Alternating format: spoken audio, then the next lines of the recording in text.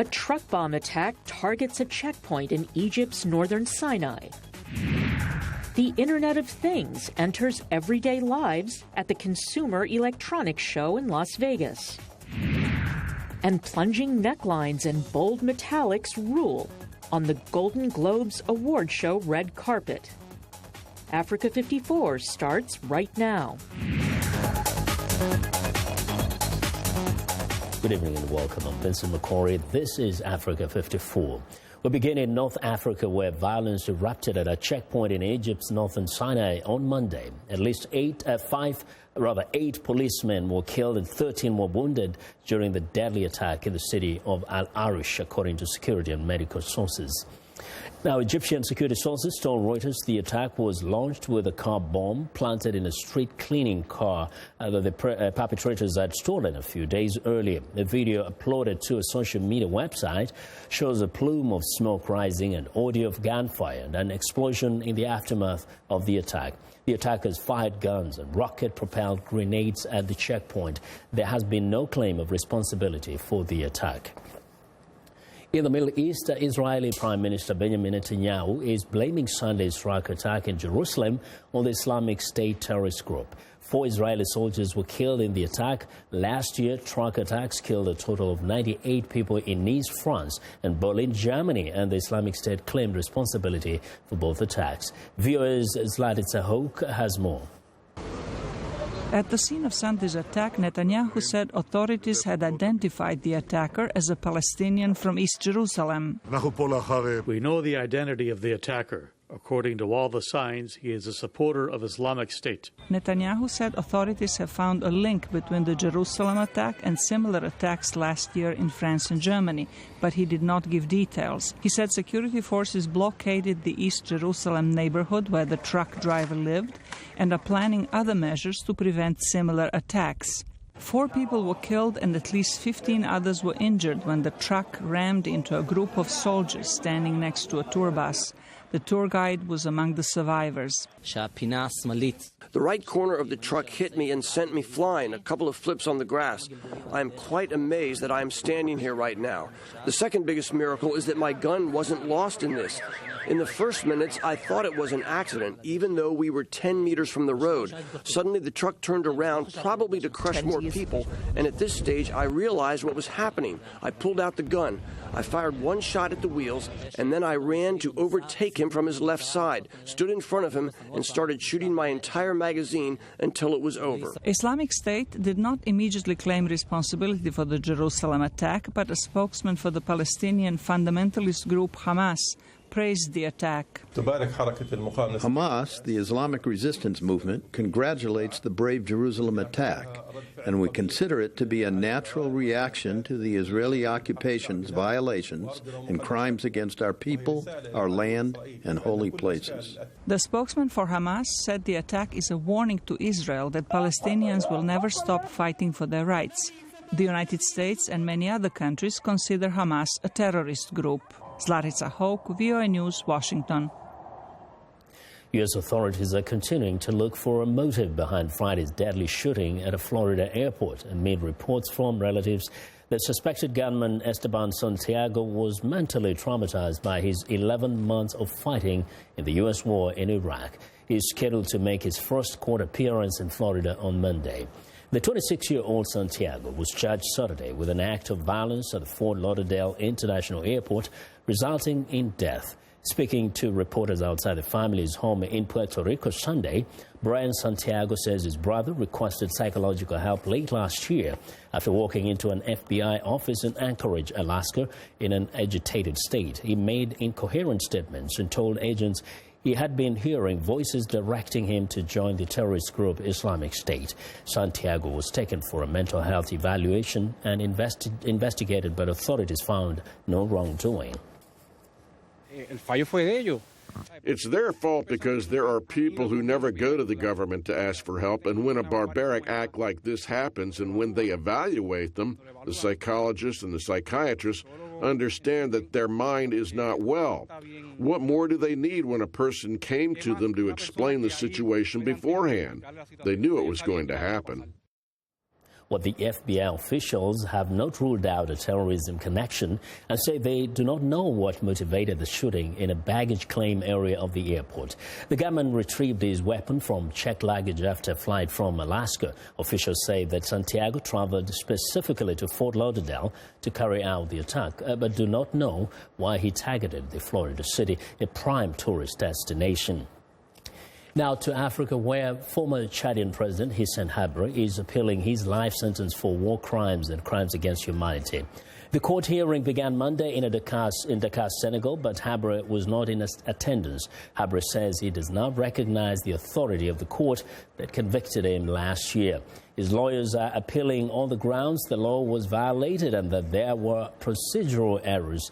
Habré, 74, was sentenced to life imprisonment in May for crimes admitted during his 8-year tenure as president of Chad before he was deposed in 1990. Habré fled to Senegal after being ousted in a coup by current leader Idriss Déby. Victims had waited years for his trial, and his conviction was widely hailed as a moment of hope for African justice.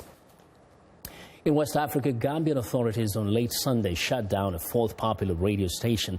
The move further restricts opposition voices amid a political crisis triggered by President Yahya Jammeh's refusal to accept election defeat. Keba Kamara of Paradise FM radio says about 7 men entered the station and ordered it to go silent. Paradise regularly features appearances by members of the opposition coalition. Kamara says the plainclothes officers said they were acting on behalf of the Ministry of Information and Communication. No reason was given for the closure, and a government spokesman was not available for comment. Gambian security agents closed 3 private radio stations on January 1st.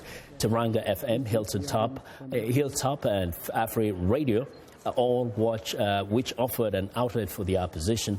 As of Monday, all 3 remain off air. Well, turning to U.S. politics, the presidential inauguration is less than 2 weeks away, and Washington is digesting a U.S. intelligence report containing the strongest, most detailed allegations to date that Russia used cyber attacks and other tactics to interfere in the November election won by Donald Trump. VOA's Michael Bowman has more. With final preparations underway for Washington's most important ritual ceremony, the peaceful transfer of power, reactions continue over a U.S. intelligence report that Russian President Vladimir Putin directed a cyber campaign intended to help propel Donald Trump to victory. The report is very clear. Number one, the Russians sought to interfere with the election process, that the cyber hacking that took place by the Russians was part of that campaign, and that they had a clear preference in terms of outcomes. President Barack Obama said he underestimated the ability of a foreign government to meddle in the U.S. democratic process. The Russians intended to meddle, and they meddled. On Friday, President-elect Donald Trump received a briefing on the intelligence report. Asked whether Trump accepted the report's findings, senior advisor Kellyanne Conway told NBC that Russia did not succeed and Trump won fair and square.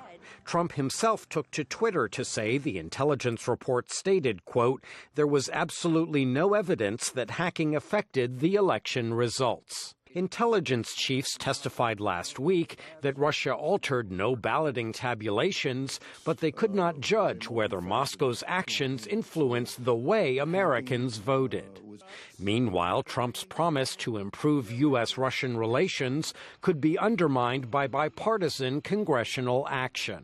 There is no question, none, that the Russians hacked, attacked, and stole information and then weaponized it against the United States. And we need to impose even stronger sanctions. There is no doubt the Russians did this, but the Iranians and the Chinese could do it next time.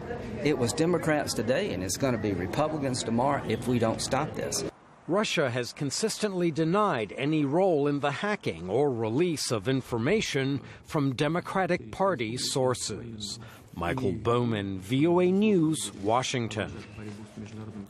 Well, even before Donald Trump is inaugurated as president on January 20th, the U.S. Senate will begin considering his nominees for top administration posts. VOA's Michael Bowman reports that Democrats are signaling grave misgivings over Trump's cabinet picks, but would be unable to block them on their own. I think it's going to be one of the great cabinets ever. In choosing his presidential inner circle, Donald Trump drew from corporate boardrooms, the military, and the ranks of conservative pro-business public servants. I'm a businessman. Perhaps no Trump nominee has gotten more attention than petroleum executive Rex Tillerson, tapped to be Secretary of State. My relationship with Vladimir Putin, which dates back almost 15 years now, he understands that I'm a businessman. And I've invested a lot of money, our company has invested a lot of money in Russia. We're going to ask a lot of questions, and we'll see what sorts of answers Mr. Tillerson has. Democrat Chris Coons serves on the Senate Foreign Relations Committee that will consider Tillerson's nomination. There are both Republicans and Democrats asking questions about Mr. Tillerson's potential conflicts of interest, about his long and close relationship with Vladimir Putin and Russia, and about his ability to balance the demands of being a diplomat and fighting for America's interests with his long experience leading an oil and gas company. The confirmation hearings, at least some of them, will be very contentious. This is going to be, in some ways, Trump's first test of congressional relations. Most Senate Republicans are rallying around Trump's picks. Well, I've been very impressed with the nominations so far. Of the nominees that we're already aware of, I think I'm optimistic that they'll all be confirmed. Republicans have a slight Senate majority, and if they remain unified, they can assure Trump's cabinet selections are confirmed. These senators also realize they're going to have to work with this president over the coming years, and one of the easiest ways to sully the relationship between you and the president of your party is to really run his nominees through the ringer. Democrats, meanwhile, will use confirmation hearings to illuminate and probe questions surrounding the nominees, hoping to sway public opinion and a few Republicans. The Constitution tasks senators with providing advice and consent on nominees, a duty Democrats say they take seriously. One of the signature features of American democracy is the separation of powers between the executive branch and the legislative branch. There is not much that Democrats in the Senate can do without having 2 or 3 Republicans join with them. For now, Trump is talking up his nominees, describing Tillerson as, quote, a fierce advocate for America's interests around the world. Michael Bowman, VOA News, Washington. We want to know what you think about Africa 54 and the stories we covered. Join the conversation on Facebook. The address is Africa 54. Check out our headlines 24/7 on voaafrica.com. Find me on Twitter at VOA Vince Makori. Coming up, cutting-edge technology to make your homes smarter. Stay with us.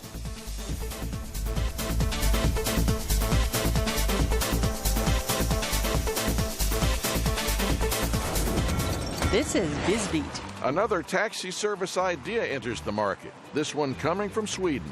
It's a 3-wheeled pod taxi that uses electric power, seating 2 people and the driver. Sven Wolf is the CEO of BZZT. These vehicles are doing the best job on short trips, and that's also where we see the strength of what we offer. Wolf sees worldwide potential for his idea and says the pod taxi complements city mobility with other types of transportation like biking, walking, buses, and subways.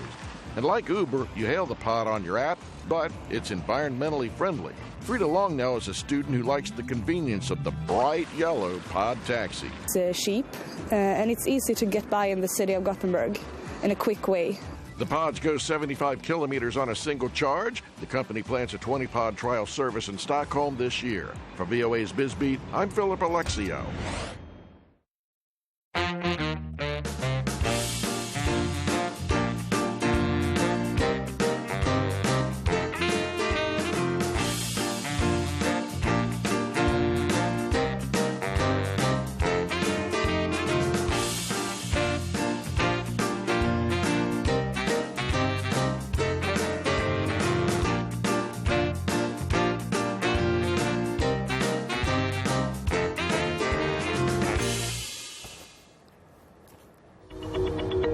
I'm Milar Sega. I'm the host of VOA's The Correspondents, a roundup of the world's top stories with analysis from our dedicated reporters. It's really a conversation the same way that you would bring a friend to your home and ask them what's going on. And our correspondents will do that and answer those questions through their own eyes. That appears a false choice in more ways than one. We can't actually put you there, but we can come pretty close. In 30 minutes, we'll show you the world.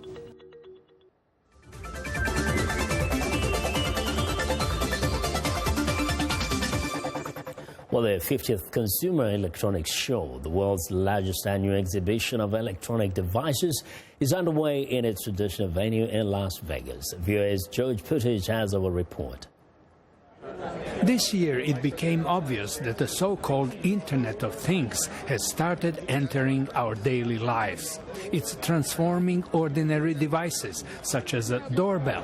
When someone comes up to your front door and rings the doorbell, the light can turn on immediately. I get a notification when I'm halfway around the world that someone came, and I can start talking to the person who's at my front door, and I can say, oh, here, let me let you in, and I can unlock the door for them just very easily. If you're wondering what your pet is doing at home alone, just turn on your smartphone, and Pet Cube will answer. So you can remotely see what your pet is doing, talk to your pet, and toss a treat to your pet. For heating or cooling, there's a smart thermostat. If a powerful storm causes flooding or an appliance starts to leak, you will immediately be notified. So you think about like a water heater, a washing machine. At some point, these are going to have issues. We're trying to catch it with just a few drips before it becomes a real big problem. A smart power socket turns a smartphone into a remote switch that can turn on or off even an electric fireplace. And the beauty of that is not only when they're in the home, but also anywhere they are, they can access it remotely. All smart home product makers say blocking hackers is their top priority. Only I, as the owner of my home, have access to the content that is being generated. A lot of the engineers that we have on staff actually come from defense, so they've spent time working on the Patriot missile and others, and we spend an awful lot of time ensuring that our products are both safe and safe from attack. Many of these devices were available before, but now they can communicate, detect patterns of behavior, and learn our habits. Others rely on the artificial intelligence of one of the popular personal assistants, such as Amazon's Alexa, that understands voice commands. They can all be bought separately, many for less than $100. And together, they transform any living space or any office into the Internet of Things. George Puttich, VOA News, Las Vegas. Well, scientists have been creating antibiotics to kill deadly bacteria for nearly 80 years. Unfortunately, the bacteria can cause disease can adapt so quickly. Some have evolved into superbugs that are resistant to all antibiotics, and making new drugs is a long, expensive, involved process. Here's Shirley Schlender with the details. So these are plates with these highly These petri dishes hold some of the world's most dangerous microbes. That's because they harbor disease-causing superbugs. University of Colorado scientist Anushree Cherigi says they're hard to stop with traditional drugs. They're resistant to, in some cases, more than 20 different antibiotics. And they can actually live in pretty high levels of antibiotics. Not only can they survive, but they can actually thrive in presence of antibiotics. It takes years to develop traditional, biologically based antibiotics. Cherigi's husband and colleague, Prashant Nagpal, says we're losing the race against superbugs. But he has an idea.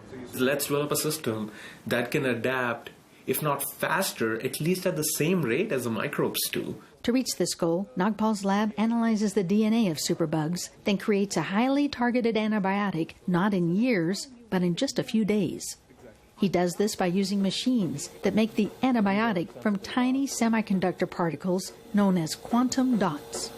Semiconductors, we always think, it's going to end up in a camera on top of our rooftops. You could use the same semiconductors, shrink them down, and put them inside cells. Each dot is 20,000 times smaller than a living cell.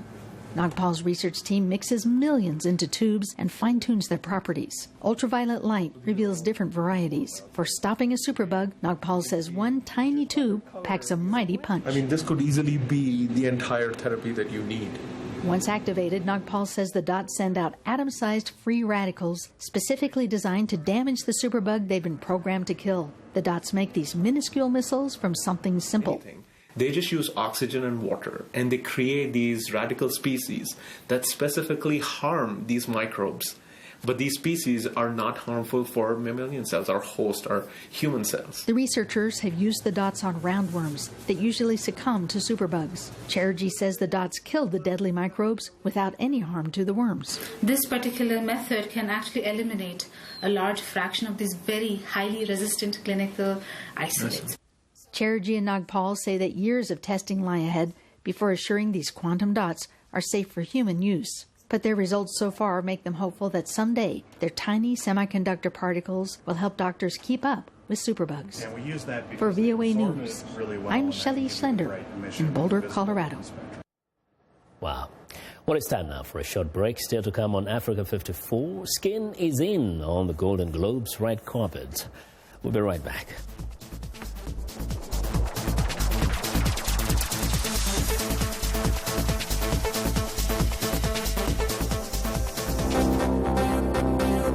If you've just joined us, I'm Mariama Diallo, and here is a quick recap of today's headlines. In Ivory Coast, the Prime Minister has resigned and dissolved the government following the approval of a new constitution and parliamentary elections last month. In Sudan, authorities say they detained 115 illegal migrants from Somalia and Ethiopia who were trying to reach Libya on board 2 trucks. In Nigeria, Bring Back Our Girls campaigners protest in Abuja against what they say has been the government's failure to free a group of schoolgirls abducted over 2 years ago. Finally, Chinese president welcomes Zimbabwean President Robert Mugabe to Beijing on Monday. That's all for today. Thanks for watching. We'll see you next time.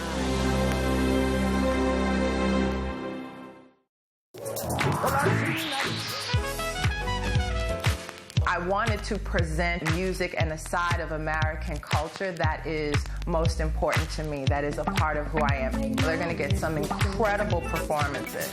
That's one of the things I love, bringing these artists in so you can get to see them do what they do. It's soul music, and that's what music is. It's that which comes from the soul. Today's youth are not just the next generation of African leaders, they are today's leaders. And this is the time to invest in them. Today, not tomorrow. So let's connect. Let's engage with each other on issues that will transform our societies.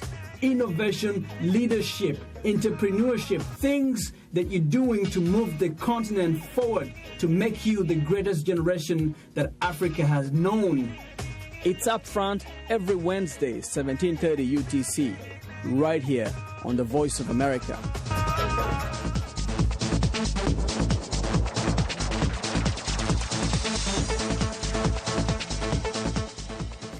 Welcome back to Africa 54. Here's what's trending. The 2017 Golden Globes was a night full of shiny metallics and necklines plunging south. And the big trend on the red carpet was sparkly metallics and skin, lots of skin, necklines that plunged nearly to the navel. The lack of fabric in the front of gowns was balanced with poofy ball gown and sleek mermaid skirts. As for the awards, the musical La La Land won a record 7 Globes. It was also a great night for diversity. The winners this year included Viola Davis for Fences, Tracy Ellis Ross for Blackish, and a double showing for Atlanta, as Donald Glover won for Best Actor in a TV Comedy, and the show won for Best Comedy Series. Well, all that Hollywood glamour takes a lot of work, and now the beauty industry is catching up with the demands of its clientele. Dermatologists who were hesitant to use laser and chemical peels on darker skin say a new generation of treatments now available are more suitable. Strong skin peels too can be risky because they strip skin of the surface layer, which means when it heals, it may create abnormal pigmentation, which results in darker patches. Today's latest advanced peels and lasers aren't so powerful and are safer for use on darker skins. This year's chemical peels are expected to boom in popularity. Well, and finally, the Consumer Electronics Show is a prime venue for cutting-edge technology. Like the Mechamon robots, well, these crab-like warriors are designed for battle without physically tearing each other apart. Then there are the flat-out bizarre items like a hairbrush that has Wi-Fi, Bluetooth, and even a microphone inside can find out the health of hair. Other items getting smarter are suitcases. The motor bag has 2 USB charging ports and a carbon-free lithium battery. Riders can travel about 18 kilometers on a single charge, and that is what is trending today. Now, the staple grain of Ethiopia is sprouting across America as teff is set to overtake quinoa and other ancient grains as a new substitute for gluten-free and protein-rich products. VOA's Faith Lapidus reports. Americans were usually introduced to teff at Ethiopian restaurants, where it's the main ingredient in injera, the spongy flatbread used as an edible serving plate. But American consumers at the grocery store are interested in the grain's nutritional value. It's high in protein, vitamin C, calcium, and fiber, and it's gluten-free, making it an attractive alternative to wheat. Well, the popularity has been increasing recently, mainly because it's gluten-free grain, and that's very popular at the moment. You're finding it more in its whole grain form, in its flour form, in tortillas and things like that. So people are cooking with it a lot more. It's being more utilized in baking and things like that. Nutritionist Alyssa Goodman says there's a good reason for that. I think that all of us are a little tired of quinoa. We have had quinoa in everything, so I think we're ready for a change. And teff is a gluten-free grain. It's been around for a very, very long time. And I have to tell you, there are a lot of benefits compared to its counterparts of gluten-free grains that excel. Sales of traditional grains have risen in the United States, with teff sales up 58% in 2014, according to a market research report. And the National Restaurant Association called ancient grains a top food trend for 2017, all of which is good news for this tiny, powerful upstart in the American diet. Faith Lapidus, VOA News. Well, and that's our show for today. Be sure to watch Africa 54 on our website at voaafrica.com. For more news, tune in to VOA's evening radio show, Africa News Tonight at 1800 UTC. And in the mornings today, Break Africa between 0300 and 0600 UTC, Monday through Friday. Thanks a lot for watching. From all of us in Washington, have a good night.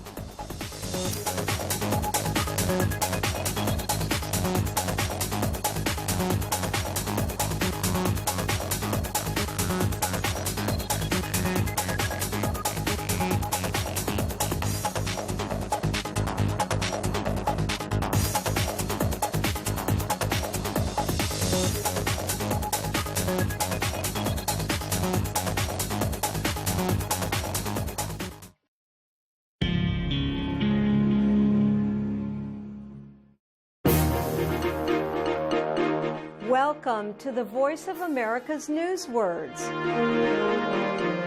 This week's newsword is about something that has taken place during the information age. Revolutionary.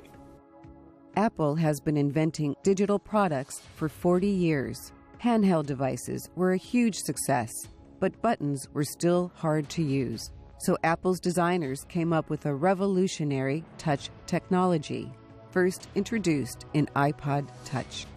Here, revolutionary means a discovery that causes a complete change in the way something is done.